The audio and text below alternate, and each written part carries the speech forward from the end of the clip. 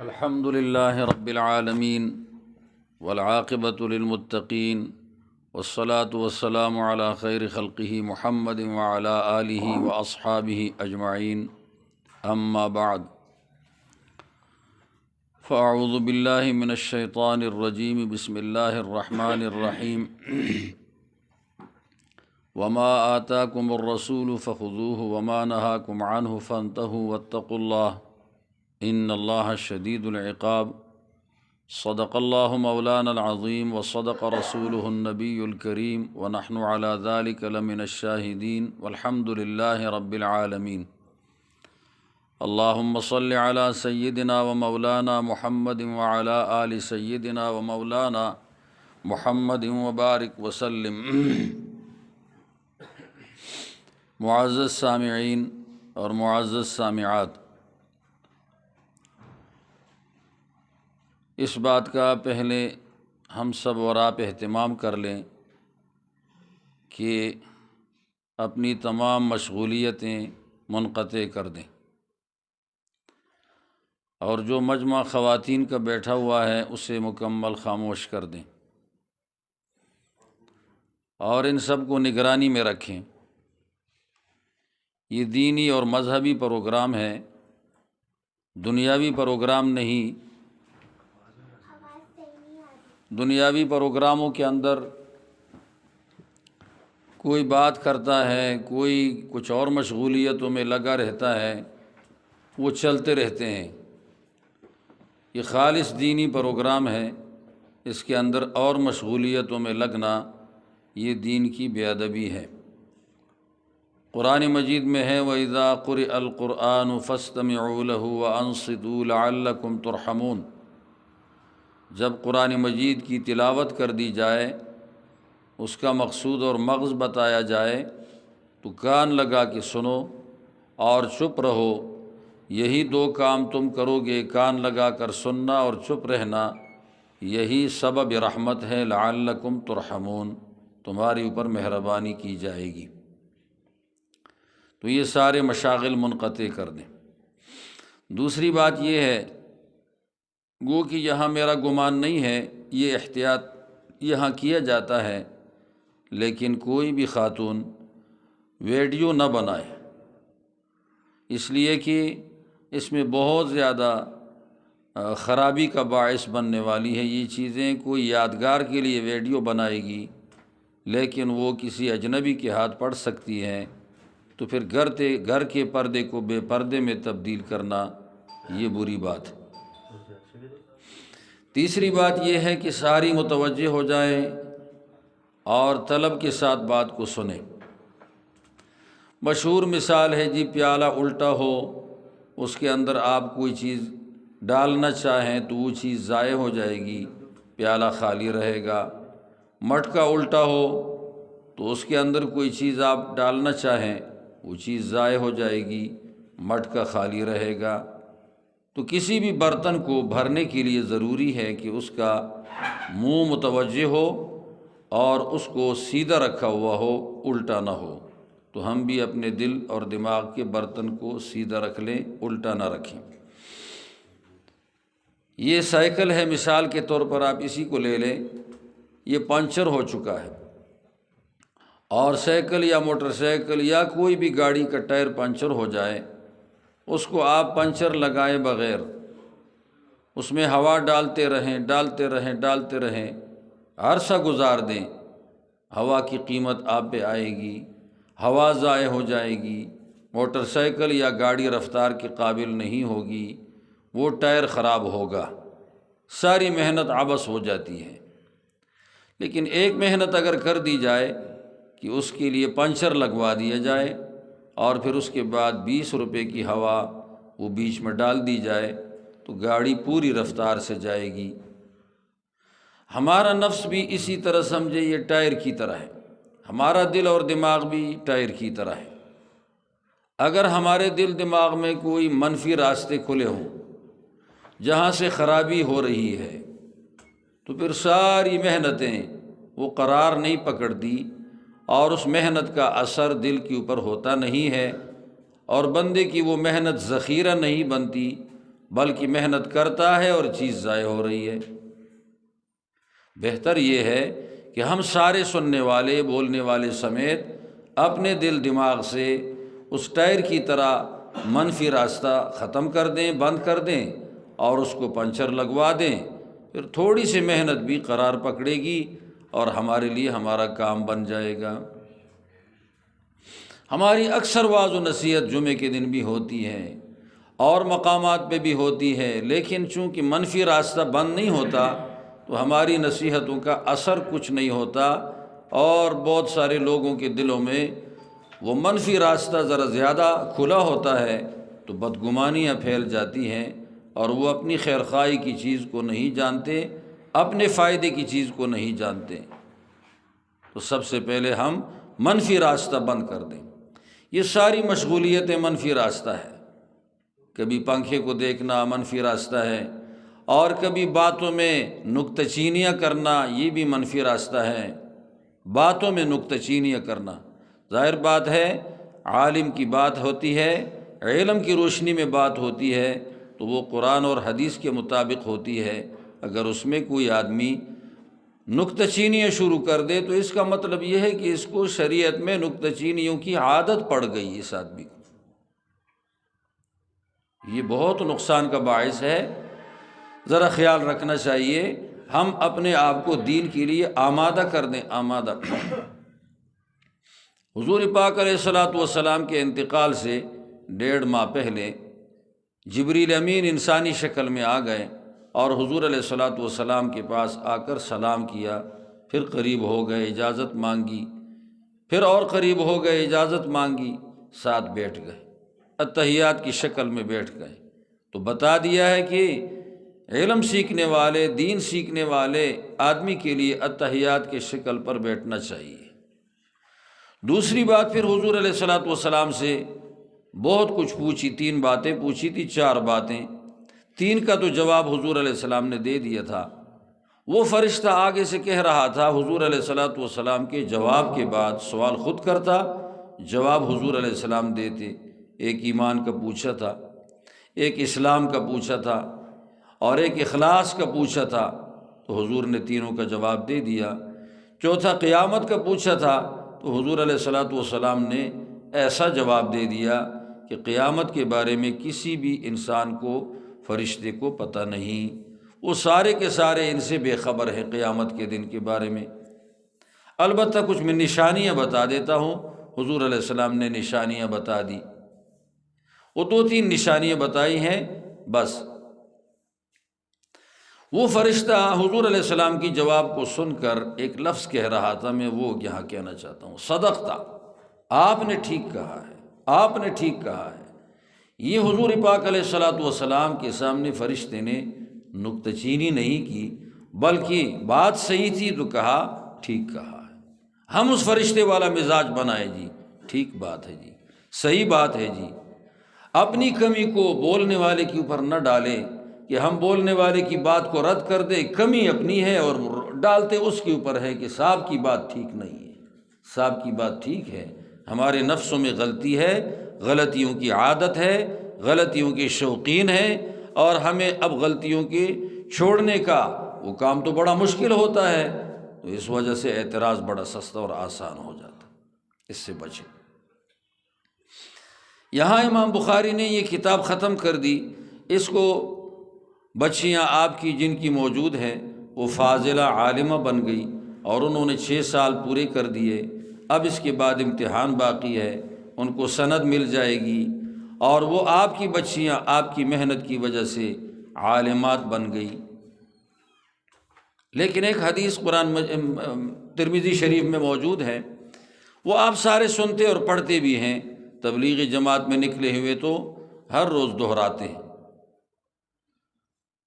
کہ تو نکل جائے لان تغدوا، تو نکل جائے اور قرآن مجید کی ایک آیت تو سیکھ لے تو یہ 100 رکعت نفلی نماز سے زیادہ بہتر ہے، اور تو نکل جائے لان تغدوا فتعلم بابا من العلم، علم کا ایک باب تو سیکھ لے تو یہ تیرے 1000 رکعت نفل سے بہتر ہے۔ یہ تو آپ سارے پڑھتے بھی ہیں، سنتے بھی ہیں، لیکن اس میں ایک بات ہے جو شاید آپ نے نہیں سنی ہوگی، وہ بات یہ ہے کہ قرآن مجید کی ایک آیت سیکھ لے تو آپ کو 100 رکعت نفل کا ثواب ہے، اور اگر علم کا ایک باب آپ سیکھ لے تو 1000 رکعت نفل کا ثواب ہے۔ مطلب اس کا یہ ہے کہ قرآن مجید سیکھنا اور علم سیکھنا یہ نوافل کی کمی جو بندے میں موجود ہے پوری کر دیتا ہے۔ علم سیکھنے سے، سکھانے سے وہ جو نوافل کی کمی ہوگی وہ پوری ہو جاتی ہے۔ بندے کو نوافل پڑھے بغیر نوافل سے زیادہ ثواب مل جاتا ہے، بڑا ثواب مل جاتا ہے۔ اس لیے جو علم نہیں رکھتے وہ تو نوافل سے اپنی کمی پوری کر دیں، لیکن جو علم رکھتے ہیں وہ پڑھنے اور پڑھانے کے ساتھ اپنی کمی پوری کر دیں گے۔ لیکن غیر عالم نوافل سے جو اپنی کمی پوری کر رہا ہے اس کا مقام عالم کے اس پڑھنے پڑھانے کے ساتھ جو اس کی کمی پوری ہو رہی ہے اس تک بالکل نہیں پہنچ سکتا۔ اس حدیث نے بتا دیا ہے کہ علم والے کے عمل کے سامنے، پڑھانے کے سامنے، تربیت کے سامنے صرف عمل والا جو کہ علم نہیں رکھتا وہ ہارا ہوا ہے، وہ درجے میں کم ہے۔ هل يستوي الذين يعلمون والذين لا يعلمون، کیا علم رکھنے والے اور علم نہ رکھنے والے یہ دونوں برابر ہیں؟ نہیں برابر، یہ دونوں برابر نہیں۔ تو بس اپنی کمی ہے پوری کرنی چاہیے۔ یہ مطلب نہیں کہ نوافل ہی چھوڑ دیں، لیکن نوافل کے ہوتے ہوئے پڑھنے پڑھانے والے آدمی کے پڑھنے پڑھانے کے ثواب تک نہیں پہنچ سکتے۔ ایک صورت ہے کہ اس میں پہنچ جائیں گے۔ آپ کی بچی ہے، آپ نے اپنی بچی کو پڑھا دیا، آپ نے اپنی بچی کو پڑھا دیا، یا آپ نے کسی اور انسان کو پڑھانے کے اندر مدد کر دی، اس کا خرچہ برداشت کر دیا، اس کی کتابیں خرید لی، مدرسے کا انتظام کر دیا، مدرسے کے اندر انتظامات میں معاون اور مددگار رہے۔ ایسی صورت میں علم سیکھنے سکھانے والے آدمی کے ساتھ اخلاقی تعاون، مالی تعاون، ہمدردی کا تعاون، محبت کے ساتھ دیکھنے کا تعاون، بغض نہ رکھنے کا تعاون، یہ کر لیا آپ نے تو آپ کو علماء کے علم کا ثواب بھی مل جائے گا۔ اپنے نوافل کے ساتھ ساتھ آپ مفتی نہیں بن سکیں گے، وہ تو کتاب سے تعلق رکھتا ہے، پڑھنے سے تعلق رکھتا ہے، لیکن پڑھنے والوں کے پڑھائی کی برکت اور اس کا ثواب آپ کو ضرور مل جائے گا۔ یہ کام اگر کر لیں گے تو یہ بہت بڑا ثواب بندے کو میسر ہو جاتا ہے، مل جاتا ہے، بہت بڑا ثواب مل جاتا ہے۔ آپ کی یہ بچیاں 6 سال پڑھ چکی ہیں، 6 سال پڑھنے کے بعد یہ عالمات بن گئی ہیں، آپ نے محنت کر دی، ان پہ کچھ خرچے کیے، ان کے لیے کتابیں خریدی اور ان کے لیے گھروں میں ہمدردی کا اس کے اسباب میسر کر دیے، آپ کو بھی ان کے علم کا پورا ثواب مل گیا۔ حاجی صاحب کو بھی یہاں پر مدرسہ مہیا کرنے کی وجہ سے بہت سارے عالمات کا ثواب مل گیا۔ استاذوں کو تو ظاہر بات ہے مل ہی گیا کہ ایک استعداد، کمزور استعداد والی کو اور بجھی ہوئی استعداد والی کو طاقتور استعداد والی بنا کر اور علم سیکھنے میں آسانی اور علم کے اندر لگنے میں آسانی یہ مہیا کر کے ان کو نالائق کو لائق بنا دیا اور ناقابل کو قابل بنا دیا۔ صلاحیت سے فائدہ یہ بچیوں نے لے لیا اور صلاحیتیں اجاگر ہو چکی۔ یہ بہت بڑا ثواب ہے جو مل گیا۔ اسی لیے خیر کا مجمع کبھی چھوڑنا نہیں چاہیے، بھلائی کے مجمع میں شرکت کرنی چاہیے۔ ذہن میں آج ہی پڑھائی تھی، ذہن میں بات آ گئی، آپ سارے حضرات نے یہ پڑھا ہے کہ بنی اسرائیل نے ایک آدمی تھا، انہوں نے 99 قتل کر دیے۔ اس جرم نے اس کو اتنا پریشان کر دیا تھا کہ ایک راہب کے پاس چلا گیا، اور راہب عبادت گزار، جاہل عبادت گزار، وہ راہب ہوا کرتا تھا، نصرانیوں میں ہوتا تھا۔ اس کے پاس جا کر اس نے کہا حل لی من توبۃ، کیا میری کوئی توبے کی گنجائش ہے؟ اس نے آگے سے بتا دیا کیا جرم کیا؟ جی 99 آدمیوں کو مارا ہے۔ توبہ! وہ کانوں کو ہاتھ لگا دے آدمی، اتنے بڑے بڑے گناہ کو معاف کرنا توبے کے ساتھ، یہ تو حقوق العباد ہے، تباہ کر دیے تو نے، تیری معافی نہیں ہو سکتی۔ وہ گناہ سے بہت پریشان ہوا تھا اور اس پر حال کا غلبہ ہو گیا تھا، اس نے اسی بھی قتل کر دیا۔ 100 ہو گئے، جاہل نے اس کو ایک اور قتل پہ لگا لیا ہے، وہ جاہل آدمی تھا، اس نے اس کو ایک اور قتل پہ لگا لیا ہے۔ تو 99 پہلے تھے اور جاہل کے مشورے سے اس کو ایک قتل اور اس کے کرنے کا مرتکب ہو گیا۔ پھر پریشان اور ہو گیا کہ میں نے تو 100 کر دیے، اور جاتے جاتے فسأل عن اعلم اہل الارض، اس وقت جو روئے زمین پر زیادہ اچھا عالم تھا اس سے اس نے پوچھا کہ آیا میری توبہ قبول ہو سکتی ہے کہ نہیں؟ اس نے آگے سے بتا دیا جرم کیا ہے؟ جی جرم یہ ہے کہ میں نے 100 آدمی قتل کر دیے ہیں، غلبہ حال ہے اس کے اوپر۔ اس نے آگے سے کیا مشورہ دیا؟ قرآن اس وقت تو تورات اور انجیل ان کتابوں سے واقف تھا، واقفیت کی وجہ سے وہ اللہ کو بھی جانتا تھا کہ اللہ تعالیٰ معاف کر سکتا ہے، اور بندے کا حال بھی جانتا تھا کہ مایوس انسان کو مزید مایوس نہیں بنانا چاہیے، مایوس انسان کو امید دلانی چاہیے۔ یہاں پر اس نے اس کو امید دلائی، کہا کون ہے جو تیرے اور تیرے رب کے درمیان میں رکاوٹ بن کر تیری توبہ کو رد کر دے؟ بالکل تیری توبہ قبول ہو سکتی ہے۔ بندہ بڑا پریشان تھا، اسی وقت توبہ تو کر لی، لیکن ساتھ اس آدمی نے یہ مشورہ دے دیا کہ آپ یہاں سے چلے جاؤ، جس جگہ آپ گناہوں کے عادی بن چکے ہو یہاں پر آپ کی توبہ یہ کامیاب نہیں ہوگی، اور یہ توبہ نتیجہ خیز نہیں ہوگی، اس توبے سے انقلاب نہیں آئے گا، آپ کی توبہ روزانہ ٹوٹتی رہے گی۔ یہ علاقہ ایسا ہے جس سے آپ گناہوں کے شوقین بن گئے، تو یہ جگہ چھوڑ دو۔ وہ جا کر وہاں کچھ صلحاء رہتے ہیں، نیک لوگ، آپ اس نیک لوگوں کے پاس جا کر شب و روز رہو۔ ادھر سے جی چلا گیا اور راستے میں مر گیا، تو مرنے کے وقت اس نے بڑی مشقت کے ساتھ، وقت تنگ تھا تو بڑی مشقت کے ساتھ اپنا سینہ موڑ دیا، جدھر جا رہا تھا اس طرف موڑ دیا۔ فرشتے آ گئے، روح لے جانے والے، جہنم والے کہتے ہیں ہم لے جاتے ہیں، یہ 100 کا قاتل ہے، جنت والے کہتے ہیں ہم لے جاتے ہیں، یہ توبہ کر کے آیا ہے۔ اللہ تعالیٰ نے ارشاد فرما دیا جاؤ اس آدمی کی زمین کو ناپو، جہاں سے یہ جا رہا تھا مرنے کی جگہ تک ایک، اور جہاں مرا ہے اس سے آگے جو صلحاء کی زمین ہے اس تک 2، ان 2 جگہوں تو تم ناپو۔ مرنے سے جدھر جا رہا تھا وہ جگہ زیادہ تھی، اور جہاں سے جا رہا تھا مرنے کی جگہ تک یہ جگہ کم تھی۔ حق تو یہ بنتا تھا کہ یہ دوزخی ہو جائے، کیونکہ جدھر جا رہا تھا وہ جگہ زیادہ ہے۔ اللہ تعالیٰ نے قدرتی طور پر اندر تکوینی امور وہ اللہ کے اختیار میں ہیں، زمین کو اللہ نے حکم دیا کہ جو زمین زیادہ ہے وہ سکڑ جائے، اور جو زمین کم ہے وہ پھیل جائے۔ تو یہ کم زمین پھیل گئی اور زیادہ زمین سکڑ گئی۔ فرشتوں نے ناپنا شروع کر دیا، ایک بالش مرنے کی جگہ سے لے کر جدھر جا رہا تھا وہاں کم ہے اور پیچھے کو زیادہ ہے۔ بس بتا دیا گیا کہ یہ آدمی تو معاف کر دو، اس کو لے جاؤ جنت میں۔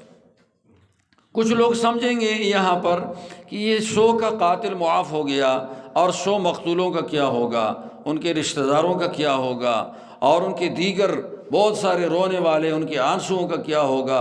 آدمی جب جدا ہوتا ہے مر کر تو زندہ لوگ روتے ہیں اور سب کا دل دکھتا ہے، ان دکھوں کا کیا ہوگا۔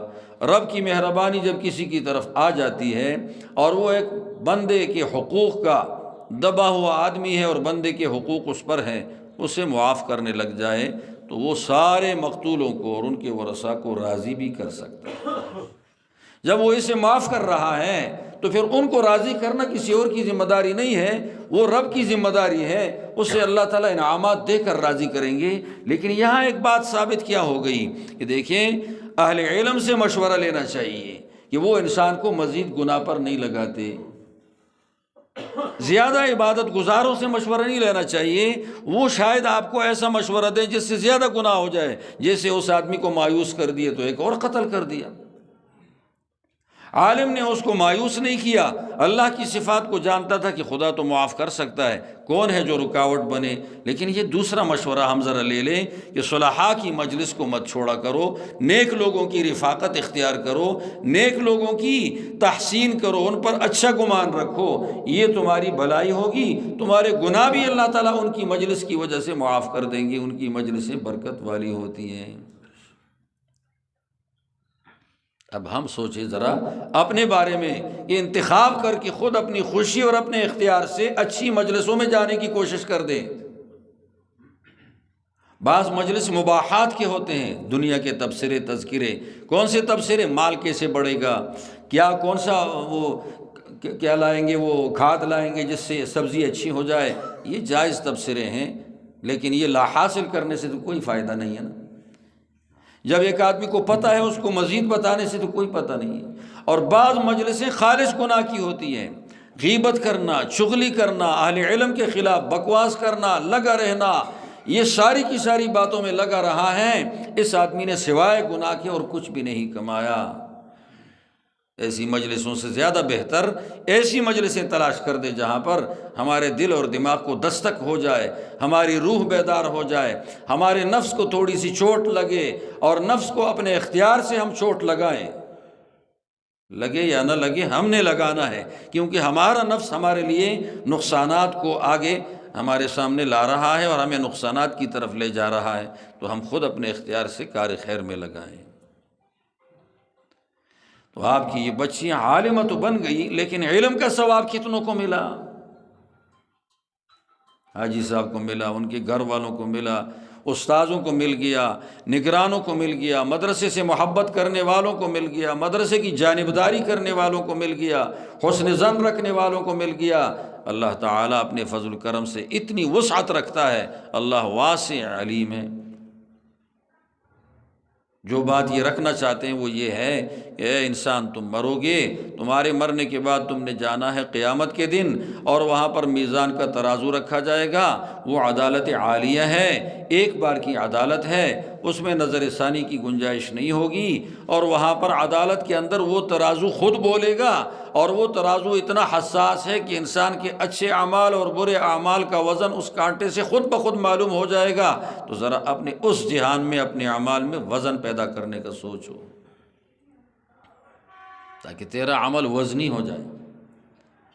اور عمل وزنی کس سے ہوتا ہے؟ وزن عمل یہ ہوتا کس سے ہے؟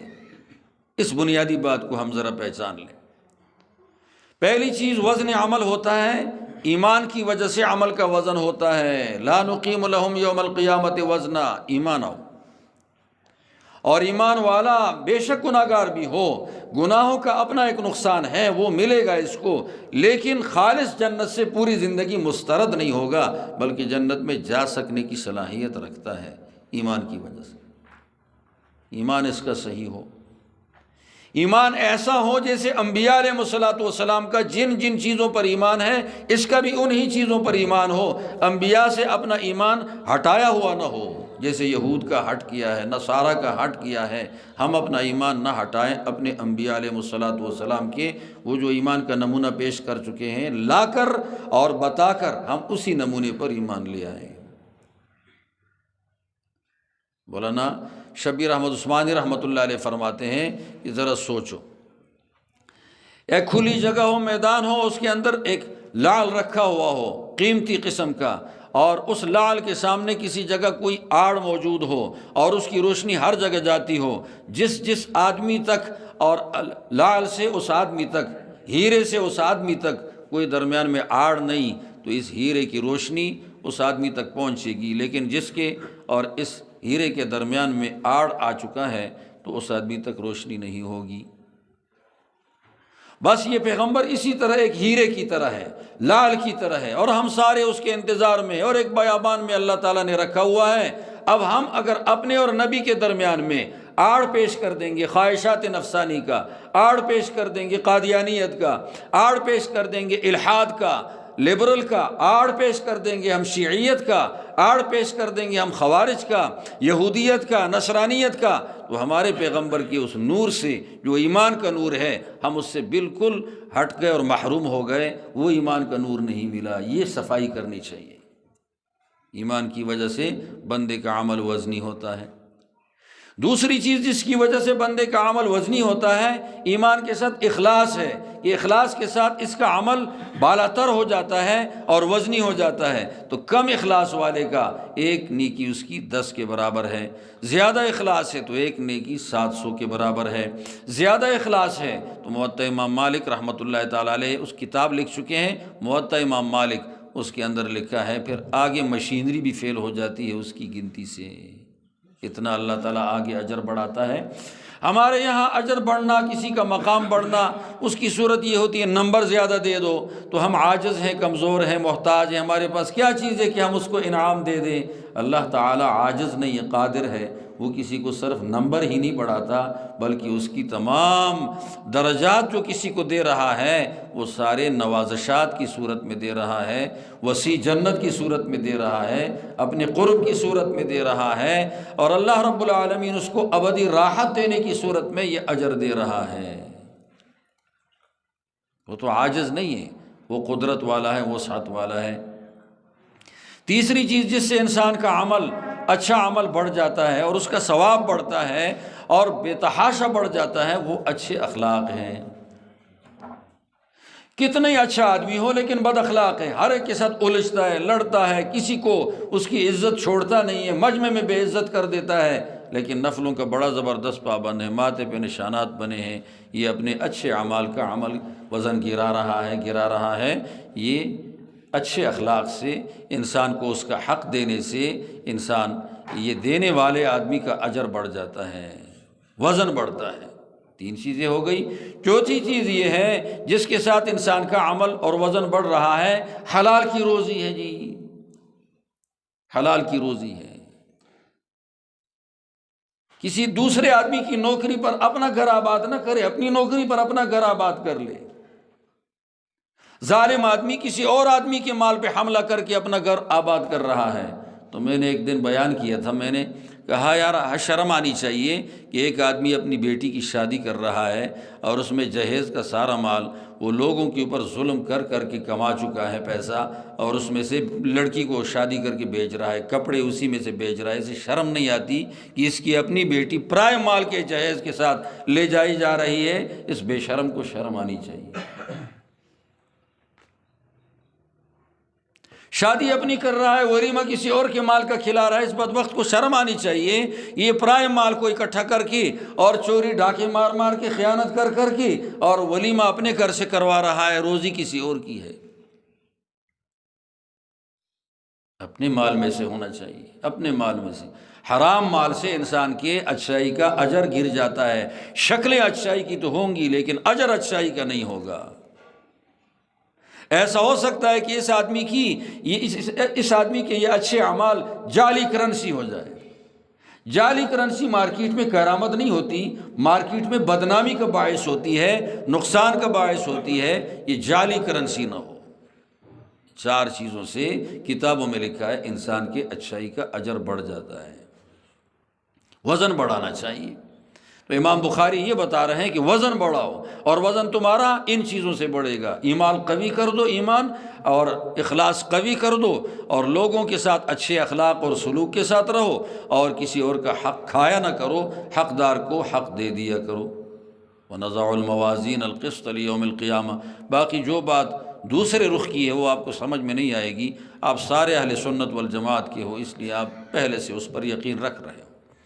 اعمال بنی آدم یوزن، باتیں بھی تولی جائیں گی اور اعمال بھی تولے جائیں گے، اور ان اعمال کو اللہ تعالیٰ وہاں ایک جسم دے دے گا۔ اچھا عمل بھی اچھی شکل میں آئے گا، برا عمل بری شکل میں آئے گا، اور یہ ترازو کو بھی دیکھے گا۔ بیچ میں کوئی بھی ادھر ادھر کی بات نہیں ہو سکے گی کہ کوئی دوسرا آ کر ڈنڈی مارے اس کے حساب میں۔ عدالت عالیہ ہے، آخری فیصلہ ہے، نظر ثانی کی ضرورت نہیں۔ نظر ثانی وہاں کی جاتی ہے جہاں پر جج کسی لا علمی سے فیصلہ کر دے، تو اگلے عدالت میں جا کر کہتے ہیں جج صاحب کو شاید پتہ نہیں چلا، آپ ذرا دوبارہ غور کر لیں۔ اللہ تعالیٰ وہ لا علمی سے فیصلہ نہیں کرتا، اللہ تعالیٰ علیم ہے۔ مجاہد کہتے ہیں قسطاس عدل کو کہا جاتا ہے، یہاں قسط آیا اس کی مناسبت سے ان طالبات کو پتہ ہے الشیء بالشیء یذکر، ایک چیز دوسری چیز کی مناسبت کی وجہ سے ذکر کی جاتی ہے۔ القسطاس کی وجہ سے، یہ قسط کی وجہ سے قسطاس لایا ہے، یہ رومی زبان کا لفظ ہے۔ عربی کا تھا، رومیوں نے استعمال کر دیے، جیسے ہمارے پشتو میں بھی بہت سارے الفاظ عربی کے آ جاتے ہیں، اردو میں بھی آ جاتے ہیں، فارسی میں تو بہت سارے آتے ہیں۔ وَيُقَالُ کہا جاتا ہے القسط مصدر المقسط، یہ قسط یہ مقسط کا مصدر ہے۔ مقسط کا معنی ہے منصف، تو قسط کا معنی کیا ہوگا؟ انصاف کا معنی اس میں پڑا ہوا ہوگا، وَهُوَ الْعَادِلُ، تو قاسط کا معنی بھی عادل ہوگا، مقسط کا معنی بھی عادل ہو جائے گا۔ اور یہ لڑکیاں جانتی ہیں اس کے اندر سلب یہ تعدیہ کا معنی موجود ہے۔ قسط بھی انصاف، مقسط بھی انصاف، تو معنی تعدیہ کا ہے۔ اور اگر یہ قسط لیا جائے تو قسط کا معنی ہوگا ظلم، تو مقسط میں سلب ماخذ ہے، وہو العادل۔ واما القاسط، اور قسط سے قاسط بن جائے، قسط قاف کا زبر اس سے قاسط بن جائے تو وہ ظالم کو کہا جاتا ہے۔ یہ لغوی تحقیق ہے۔ آگے حدیث ذکر کر دی، کلمتان حبیبتان الی الرحمن، دو عظیم الشان کلمے ہیں۔ عظیم الشان اس لیے ہے کہ بڑے عظیم الشان ذات سے تعلق رکھتے ہیں، تو اس سے تعلق رکھنے والی چیز بھی کیا ہوگی؟ بڑی ہوگی۔ ساری پوری کتاب اللہ قرآن مجید کے اندر آیت الکرسی ساری بڑی آیت ہے، اعظم آیتن، لمبی نہیں ہے، اعظم آیتن، بہت بڑی آیت ہے۔ اور سورۃ البقرہ کو آیت الکرسی کی وجہ سے فضیلت ہے، لیکن وہ بڑی کیوں ہے؟ کہ اس میں سارا اللہ ہی اللہ ہے، بڑی ہستی کے ساتھ اس کا تعلق ہے، اور تقریباً 12-13 مرتبہ اللہ تعالیٰ کا ذکر اس میں آ گیا ہے، کہیں نام لے کر، کہیں الذی کے ساتھ، کہیں ضمیر لا کر۔ تو جو اللہ سے تعلق رکھنے والی چیزیں وہ ساری بڑی ہیں، اسی لیے ذکر اذکار بہت بڑا ہے، مسنون دعائیں بہت بڑی ہیں، اس لیے کہ ساری مسنون دعاؤں کا تعلق اللہ کے ساتھ ہے، ساری مسنون دعاؤں کا۔ مشکات شریف میں موجود ہیں، تقریباً 12-13 ورقوں سے زیادہ ہیں مسنون دعائیں، جو بندہ یاد کر لے۔ حضور کی دعاؤں میں جو حضور نے خود مانگی ہے بڑی برکتیں موجود ہیں، وہ الفاظ بڑے جامع ہوتے ہیں، چنے ہوئے وحی کے الفاظ ہوتے ہیں۔ ہمارے اپنے الفاظ ہوں گے، وہ وحی کے الفاظ ہیں، اس میں بڑا فائدہ ہے۔ تو حبیبتان الی الرحمن اللہ کو پسندیدہ ہے، اللہ کو اپنی صفت پسند لگتی ہے۔ جو اللہ تعالیٰ کا تعارف کرا رہا ہے مخلوق میں، یہ اللہ کا سفیر ہے، سفیر۔ اس کو اللہ تعالیٰ ملازم کی تنخواہ نہیں دے گا، فوجی کی تنخواہ نہیں دے گا، جرنیل کی بھی نہیں دے گا، اس کو اللہ تعالیٰ سفیروں والی تنخواہ دے گا، اجرت دے گا۔ کون سی اجرت دے گا؟ سفیروں والی اجرت۔ سفیر کیا کرتا ہے؟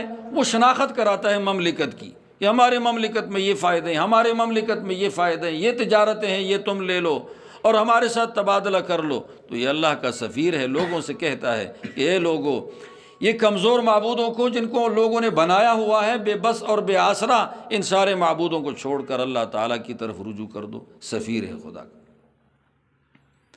خفیفتان علی اللسان، زبان پر بڑے ہلکے آسان ہیں۔ یہ سارے اذکار آسان ہیں، سارے، سبحان اللہ، الحمدللہ، لا الہ الا اللہ، اللہ اکبر، لا حول ولا قوت الا باللہ، یہ سب کے سب آسان ہیں۔ اللہ نے ذکر کو آسان کر دیا کہ کسی وقت بھی کسی بندے کو دشواری نہ ہو۔ موٹی زبان ہے اور بڑے دانت ہیں، گاڑی زبان ہے، مخارج ابھی ٹھیک نہیں ہے، تب بھی اللہ تعالیٰ کو یاد کرنا اس کے لیے آسان ہو۔ خفیفتان علی اللسان ثقیلتان فی المیزان، میزان میں بڑے وزنی ہوں گے۔ یہ کلمات کوئی وزن کی میں نے بتا دیا ہے، یاد رکھ لیں۔ یہ کلمات وزنی آدمی کے وزنی ہیں، ہلکے آدمی کے ہلکے ہیں، بس۔ ایک منافق پڑھے وہ ہلکا ہے، ذلیل ہے، منافق آدمی، دل کا کافر، زبان کا مسلمان، اسلام کے لیے کام نہیں کر رہا، اسلام دشمنوں کے لیے کام کر رہا ہے، ساری تقویت ان کو دے رہا ہے، اسلام کو نہیں دے رہا، اسلام کے دفعات کو کمزور کرتا ہے، اسلامی مراکز کو کمزور کرتا ہے۔ یہ منافق آدمی ہے، وہ غیر کے مراکز کو آباد کر رہا ہے، یہودیوں کے، نصرانیوں کے، ہندوؤں کے، سکھوں کے مراکز آباد کر رہا ہے یہ آدمی۔ اب اس کے یہ عبادتیں اس کی، وہ آدمی ثقیل نہیں ہے خدا کے ہاں، اس کا وزن نہیں، تو اس آدمی کے ان کلمات کا بھی وزن نہیں۔ لیکن اگر کوئی آدمی خود اسلام کا خدمتگار ہے، اسلام کا شوقین ہے، اسلام میں لگا ہوا ہے، تبلیغ میں لگا ہوا ہے، تعلیم میں لگا ہوا ہے، حمایت خیر میں لگا ہوا ہے، خیر کے مراکز کی حمایت میں لگا ہوا ہے، تو اس آدمی، یہ وزنی آدمی ہے، اس آدمی کے ان اعمال میں وزن زیادہ ہے۔ ثقیلتان فی المیزان، سبحان اللہ و بحمدی۔ بس دیکھیں اصل اور نقل کا فرق ہے۔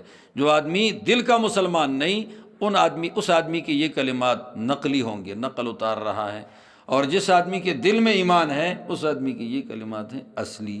اور آپ کو پتہ ہے کہ نقلی چیزیں اصلی چیزوں کی جگہ پر فٹ نہیں ہو سکتی، جعلی ہوتی ہیں۔ آپ پٹواریوں کو جانتے ہو سارے، آپ اس کے پاس جاتے ہو کہ ہمیں فرد دے دو، کیا کہتے ہو جی؟ فرد دے دو۔ فرد کے آخر میں لکھا ہوتا ہے پٹواری نے یہ نقل بمطابق اصل ہے، تو وہ دیکھو عدالتوں میں بھی مسترد نہیں ہوتا۔ لیکن اگر کوئی جعلی نقل بنا دے اور پٹواری جیسے اور وہ اثر کے مطابق نہ ہو تو کیا خیال ہے اس پر عدالت میں فیصلے ہو سکتے ہیں؟ اگر عدالت پیسوں والی اور سفارش اور دباؤ والی نہ ہو فیصلہ ہو سکتا ہے؟ ہاں، نبی کے ساتھ اپنے عمل کو جوڑنا ہے، نقل بمطابق اصل ہے۔ نبی کے ساتھ اپنی تبلیغ کو جوڑنا ہے، نقل بمطابق اصل ہے۔ نبی کے ساتھ اپنے نمازوں کو جوڑنا ہے، نقل بمطابق اصل ہے۔ زبردست قیمت ہو جائے گی، قیامت کے دن عدالت عالیہ میں کارآمد ہوگی جی۔ لیکن اگر عمل جعلی ہے، نقل بمطابق اصل نہیں ہے، تو عدالت عالیہ میں مسترد ہوگی جی۔ سبحان اللہ و بحمدہ، وہ کلمات یہ ہے ذکر اذکار سبحان اللہ و بحمدہ سبحان اللہ العظیم۔ ہمارے پیر صاحب گیروال میں حضرت مولانا خواجہ عبدالحی صاحب رحمۃ اللہ تعالیٰ علیہ فرماتے تھے کہ کسی کو رد نہیں کرنا چاہیے۔ کوئی کہے جی کوئی ذکر بتاؤ، تو سلسلہ نقشبندیہ ہے، ان کے اذکار ایسے سخت ہوتے ہیں اور ایسے وزنی ہے۔ مراقبہ ہے تو مراقبہ میں کسی آدمی کا انتشار فکر توحید فکر میں کیسے تبدیل ہو جائے تو کافی مشکل کام ہے۔ تو انہوں نے بتایا رد نہیں کرنا چاہیے، کوئی نہ کوئی ذکر کسی کو زبانی دکھلاؤ، بتاؤ، جا کر وہ اس کو کر لے، اجازت دے دو۔ اجازت کے اثرات ہوتے ہیں، سرٹیفکیٹ کے اثرات ہوتے ہیں، لائسنس ہوتا ہے، تو لائسنس میں اگر کوئی آدمی غلطی کر لے تو پھر پکڑ سخت نہیں ہوتی، یہ لائسنس ہے۔ آپ کی طالبات یا کوئی اور آدمی بھی ان حدیثوں کو پڑھ سکتا ہے ترجمہ دیکھ کے، اگرچہ ترجمے میں پورا علم نہیں ہوتا، پورا علم پڑھنے پڑھانے میں ہوتا ہے۔ اللہ تعالیٰ کے شاگرد ہیں حضور علیہ السلام، حضور کے شاگرد ہیں صحابہ، صحابہ کے شاگرد ہیں تابعین۔ استادی شاگردی سے جو علم آتا ہے یہ فتنے سے بچاؤ کا سبب ہے۔ اگر بغیر اس کے آ جائے اردو ترجموں سے تو یہ فتنے سے بچاؤ کا سبب نہیں ہے، بلکہ یہ بندے کو فتنے میں مبتلا کر دیتا ہے۔ جیسے غامدی ہو گیا، شیخ محمد ہو گیا، ان کا سارا مدار یہ اپنے مطالعہ پر ہے، تو وہ گمراہی کی باتیں کر رہے ہیں۔ استادی شاگردی ختم ہو چکی ہے، اللہ نے استادی شاگردی کو جاری کیا ہے۔ آپ کی بچیاں شاگرد بن گئی، استاد ان کے بن گئے، الحمدللہ بڑے درجے میں فتنوں سے محفوظ ہو گئی، اللہ نے بچا لیا ان کو۔ چھوٹے درجے کے فتنوں سے بھی محفوظ کرنے کے لیے یہ محنت کریں تو اللہ ایسا موقع دے دیں گے اور ان کو نمونہ بنا دیں گے کار خیر میں خیر کا نمونہ اللہ تعالیٰ عملاً بنا دیں گے۔ اللہ تعالیٰ ان بچیوں کو بھی قبول فرمائے اور ان کے والدین کو بھی قبول فرمائے۔ عالمہ یہ بن گئی، کتاب کا ترجمہ یہ کر سکتی ہے، سمجھ بھی سکتی ہے، آپ سمجھتے نہیں، عالم نہ بن سکے لیکن آپ کو علم کا ثواب مل گیا۔ آئندہ اس کا تعاون کریں گے، جو بھی یہ دین کی خدمت کرے گی اس خدمت کا ثواب جو آپ نہیں کر سکیں گے وہ کر رہی ہے، آپ کو بھی ثواب ملے گا۔ آپ کتابیں نہیں پڑھا سکتے لیکن آپ کی بچی پڑھا رہی ہے، آپ نے موقع مہیا کر دیا، آپ کو بھی اسی کتاب کے پڑھانے کا ثواب مل گیا۔ اور پڑھا سکتا نہیں اور ثواب مل رہا ہے، پڑھا سکتا نہیں کتاب کو لیکن ثواب مل رہا ہے کیونکہ علماء مہیا کر دیے۔ سبحان اللہ۔